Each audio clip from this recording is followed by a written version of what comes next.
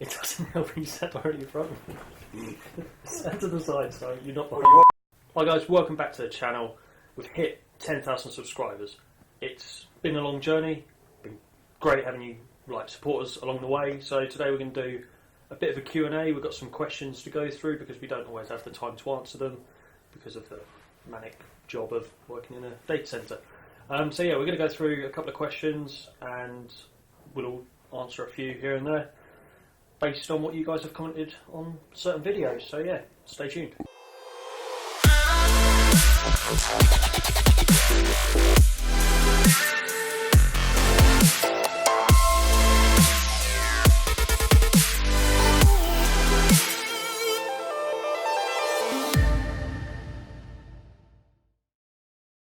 So guys, as you can see, we've got pizza. This is what we normally do on a Friday. A technical team get together, we indulge in pizza, get really fat, and then go into a food coma a bit later on. I'm almost at that point, so do bear with me. So we're going to start working through. We're going to start off on Raf's video, which is one of the first, well, it is the first video we uploaded in God knows how long to the YouTube channel after it kind of went dead.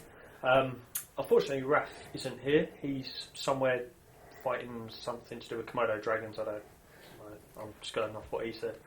So yeah, we're going to start off on Raf's video. I've got some questions here on this funky green custodian iPad.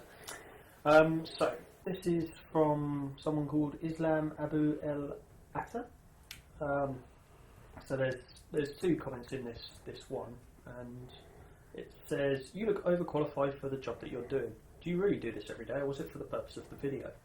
And I love your good energy. Thank you." Thanks for the comments. We also love our good energy. It sometimes gets us through the shift, other times there is no energy at all.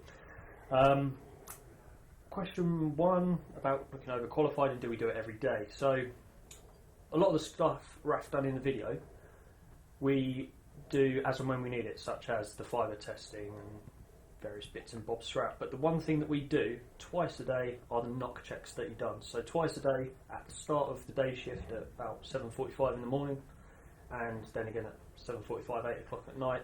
We'll do a walk around of the facility, we'll check everything's running as expected, literally as Raf done in his video. And we get audited on that. James and I audit the team on it, so we make sure that everything's being checked regularly, because even though we've got all the expensive, high-tech, very well-built monitoring systems, they can fail, and they do occasionally. Be it a little bug in the code that is just kind of lying, waiting to cause mayhem. So yeah, most of it is done daily, but there's a few bits in the video that aren't done daily that were done for the video, but we also do them as and when required, like the fibre testing, which I done yesterday. So another video on, wow, all these comments are for me apparently. Another comment on that video from Deliver G11, I may have incorrectly said that. Hi, what are your skills and knowledge to work in a data centre? Let me know. So that's actually a very good question, because we've just done a video on that. So we will put a link in, I think it's that corner? It's one of the top corners, I don't know how it gone backwards. We'll put a link in one of the corners to that video where Raf actually talks through what certifications you need, etc, etc, and what certifications you may not need, and also what career paths with certain certifications you can take. It's an awesome video, go and check it out. And the last comment on this video that we're going to do was from someone called Just. What soft phones are being used? So we use 3CX as our soft phone. It's also the software that we run our VoIP server on, and we also manage a few 3CX servers for some of our clients. But yeah, 3CX is our soft phone. So next video is Mr. PAV's inside a data center cooling system. So PAV, Scania _VA_rat. I've learned a lot about evaporative cooling in your facilities and how efficient it is. Could You're you welcome. provide a percentage for total efficiency compared to other systems? Yeah, it's quite an interesting question, and thanks for asking. So if we set aside the common components and have two systems, one of them is evaporative cooling, another one is normal air conditioner or chilling system, chilled water system. They all have same components like fans to assist the airflow from the outside or inside to the servers, through the servers and back into the unit. The only difference is that air conditioning system or chilling system has chilling coils in it and chilled water or another component that chills the coil. And evaporative is that we evaporate the water straight into the air. And I've got the table.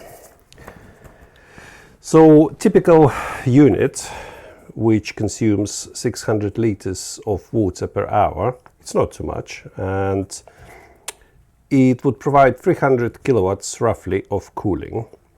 And for that, it would use about 5 kilowatts of energy. So that would be high pressure pump, cleaning of the water and pumping it to the actual high pressure pump. If we compare this to chilled water system or air conditioning system, that would roughly use 100 kilowatts. So the percentage would be, in our case, 1.7% overhead, and in normal chilling water system that would be 33% overhead. So that's quite a difference. Should I show that system? You'll do the close-up. Maybe later, yeah. Okay, so 1.7% against 33% overhead. That's a lot of numbers. And another one for you, PAV, from Linux Mind. Very interesting. In addition to the above question, I'd like to know how you achieve the target humidity for the air going into the racks. Because I can only imagine that the incoming cooled air is pretty humid due to the water vapour that is being used. How is the humidity extracted before going to the electrical equipment, which often has a humidity requirement of less than 80% relative humidity? Okay, thank you. That's a very good question. We're a bit lucky because we live in the UK. We not live in Barbados or any other Caribbean islands. And the humidity outside is normally quite low when we have a high temperature.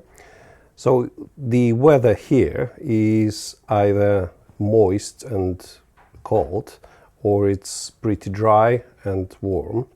So we actually don't need to limit the humidity, but if we would have to limit the humidity, we would sacrifice the temperature. So we would not definitely over-humidify the data center. Cool. So, this is from Giorgio Bonfiglio. Cisco 2960, Cisco 6500 with GBIC line cards and G5 servers. Feels like you had time travel to 2008 to shoot this. We did. No, some of those devices are used for various services internally. A lot of the 2960s and 6500s are used for our LAN infrastructure because it does what we need it to, and there's no point spending another tens, potentially more, tens of thousands of pounds on new kit just because it's the newest thing. So we, yeah, if it works, why pay for something that does the exact same thing anyway?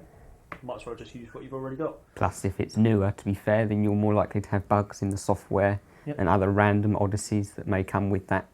We know those systems are pretty stable, so they stay on and just work, which is what we need to stay on. Yeah. So. Well, time travel's pretty cool. So. Yeah. And of course, servers and things that are old we use for the lab as well. Yep. So they don't necessarily need to be a full-on production system. Yes. You should have mentioned we have time machine. It's fine. It's fine. So James, Nicholas London has a question. The switch is blowing air from side to side. However, it doesn't look like you have a cold air supply for the switches. Yes. Yeah, it really depends on where the switch is and the design of the aisle to a certain extent. So where we was, the switch that we actually installed, that was a front to back airflow switch. So it was drawing cold air in from the front and exhausting it out the back. The 6500 system, as you see, there was one in there that doesn't have any ducting. The one we rack mounted the stuff above is technically a spare currently. It's like a live spare. If something happened, we can liven it up. So that doesn't need any ducting, but the bit that you didn't see is in our other parts of the data center, we have custom designed ductings that we put on top of those systems, and they draw in front air, and then they take it through the side and exhaust it out the side or the back, depending on it. So PAV actually did the drawings for those ductings. We couldn't find anything on the market that did it at a reasonable price. I searched long and hard for something that would do that. And even if you stick a switch in a 30-degree hot aisle, it's probably fine. To be fair, there's lots of people that do it. So Cisco are just notoriously bad, I suppose, for doing side-to-side airflow and sticking it in the hot aisle. It is what it is, I suppose. Yeah, pricing wasn't the only limiting factor that we made our custom ones. It's because our ones are bigger. The ones that were available on the market were for 600 racks, and we made one for 800 racks, so it's wider. It allows more air to go through. And as James said, yeah, most of the switches are telecom equipment, so they can live in the hot aisle. 35-40 degrees are quite normal for them. Okay, so that is that for the racking servers one, and now we're on to the data center network tool with myself and James. However, James is answering question 1 and we've got Pav on question 2. So, James, Daniel Locatelli, I believe. Do you always splice standalone fibres from rack to rack? Don't you have meet-me rooms, or do you install some kind of fibre patch panels inside customer cages? Good question. When we build a new part of the data center, when there's lots and lots of fibre going in, we have spliced them ourselves or got a third party to splice as well, just because of the vast amount of fibre that goes in. Generally it's cheaper that way than actually buying it pre-term, but if it's a little bit by little bit, then we'll buy pre-term fibre armoured stuffs and put them in ourselves. Was there another part to that? Yes. Do we have meet-me rooms? It's not really a meet-me room as such, it's like a meet-me rack. So there are racks dotted around the different parts of the data center that act as meet-me's, so you can pick up services wherever you are in the DC, and makes our life easier to run cables. It's better than running a 30-40 metre cable when you can just run a 10. Oh yes, a lot easier, a lot faster. Yeah. Okay, and PAV. Curious about the software you use for tickets and monitoring, says Christopher Rye. Yeah, Tickets is our proprietary software. We wrote it in PHP. It's easy, it's tunable, it works as we want, and it suits us well. And for monitoring, it's just Cacti and Observium are the main monitoring systems that we use. But we have also made lots of in-house monitoring tools in simply PHP and Bash scripts. Yeah, make it truly ours. Okay, so moving on to the UNIFI video I've done. So my name is against all of these. So Kieran Williams has made a statement that I agree with. Never use zip ties, only use Velcro for cable management. Yes, I agree. The reason I use zip ties in that video was because where it's a live TV studio, the TV guys just tend to they will literally do what they want, and I don't want them adding their really high powered cables for the set or additional comms cables in amongst the TV studio's cables for the wireless, purely because it could cause interference, they could actually damage them, etc, etc. So what I've done with the cable ties is I've zipped them up pretty much to the exact size of the Cat5, so they can't add to that. If I'd done Velcro, they could just unvelcro it and then add their cables to it and stuff like that, which I'm just trying to eliminate every issue that could be introduced by third parties touching stuff that isn't theirs, and they do it. Obviously we were careful Of to not pull it tight so you weren't pinching the cable. Yeah, there's yeah. I mean, you can still wiggle it and it will have play on it. Creeper Cheetah 01, a Minecraft fan by the looks of it, has asked what the job is called because he likes it. Well, we like it too. it's quite a varied role. Obviously, we don't work for the studios, we work for the data centre, and the studios kind of use us to do their IT support, manage their infrastructure, etc. So it's a NOC engineer role based at a TV studio, and it is cool. You get to see a bit of behind the scenes. We hosted the FIFA E-Nations World Cup about 4 or 5 months ago, and seeing what went on behind the scenes there was awesome. And monitoring the wireless, which was using UNIFI, wow, a lot of data was transferred because gamers were coming and streaming, so it's good to see behind the scenes while at a data centre, not actually considering the fact that you're at a live TV studio that does live broadcasts like the Rugby World Cup we've got going on at the moment. If you're ever interested in what's going on at the studios, just check out Mainstay Studios' website. They tend to post all of their big shows and events and stuff on there, a bit of PR for them. So yeah, go check them out. But if you wanted to be a studio person, then you'd want to be a studio tech or studio Yes. technical person, Yeah. whereas we are NOC engineers at core, I suppose. Yeah.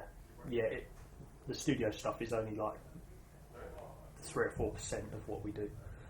Everything else is data centre. So Substrate has asked, which testing device do you use to test network cabling? This is actually good because it leads into the next questions for the Cat5 video PAV and I done. But I'll answer this one very quickly now. So for copper we use this little gadget that James came across online, which works brilliantly.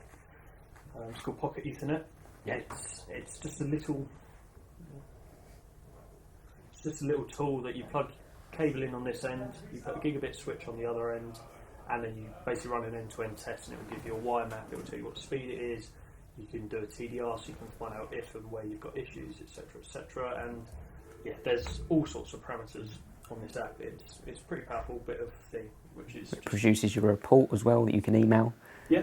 And it was just a startup that I'd randomly found on the internet one day. So it was a good little tool for... They're a bit more expensive now, but if you compare it to the other more expensive tools online, that's a nice little cheap way to do it. Yeah, and we'll put a link in the description to it so you can pick one up yourself. And for fibres, we also use a TDR machine, which is in Raf's video. We just plug fibres in and it sends light down the fibre to work. It does a series of tests to work out where there's potential reflection or loss, or where there's potential damage. But yeah, maybe that's for another video, who knows. So leading into the next video that was the cabling one that Pav and I had done, Jerzen Dyson has put, correct me if I'm wrong, I know Cat5 only supports 10 to 100 meg, right? Right. Cat5e can support up to 1 gig, yes. When me and the guys use the term Cat5, it does mean Cat5e. We don't have any Cat5 on site, it's all Cat5e, but we're lazy and we drop the E. It's just easier. It's not something that we worry about too much, how we say it. We know that we use Cat5, and when we say like Cat5 at a gig, people instantly know we mean Cat5e. I hope. Yeah, I'm not even sure you can buy Cat5 without E actually these days. No. I think I found a place you could buy it because it's almost like telephone wire. Okay. Kelly Ties His Shoes has asked, what are you using to label your cables? And we have some pretty cool wraparound labels. They are little cables like so big with about 1.5 centimetre bit of white which you print onto, just using your normal printer in your office. You print onto that and then you put the white bit on the label and then you wrap the clear bit around it so it protects the ink from coming off, and it just sits quite nicely on the cable. Gives us, we put the A, the B end and a cable ID on it, but it's whatever standard you want. They are expensive. The wraparound labels are really expensive. You could do the same with like a parcel label, but you just have to write on it and then wrap it the right way, otherwise you're going to write on it and then cover up what you've written. So We did find that other labels that we had just fall off in the heat. When they're sitting in 40 degree or more and they're sitting behind a server, they just fall off. yeah. So the ones we use don't, which is essential really if you consider the amount of patching we got in the DC. Oh yeah, yeah. Every single cable is labelled with these wraparounds on them, because if we don't know what a label is, it can cause all sorts of problems. I mean, it's documented on some of our systems, all of our systems. But when you're in the DC and you've got something happening and you need to know what that one cable is, it will be the one cable that you need that doesn't have a label. Sod's law. And what is PAV's nationality? His accent is quite similar to me. Now we're going to put his name just here because I can't pronounce that. Yeah, thanks for the question. My nationality is Russian and I'm Lithuanian, citizen of Lithuania. So obviously nationality and citizenship are two different things. So I hope your question is answered now. Thank you. Excellent. All right. So we hope you enjoyed this video. It's been great to kind of see some of the comments that we don't normally see and answer some of your questions. And it's great having you guys getting involved as well, answering each other's questions and kind of explaining stuff that people ask us that we either don't see or we don't have time to answer. It's great that you guys kind of get involved and we've got a nice little community going. So we'd like to keep that up. So yeah, guys, thanks for watching. Hit the like button, hit the little bell on that side, I think. It will tell you when we've got a new video out, which should be in the next couple of weeks. Can't promise anything, but hopefully soon. So yeah, we'll see you in the next video, guys. Thanks for watching. Thanks for watching. Bye.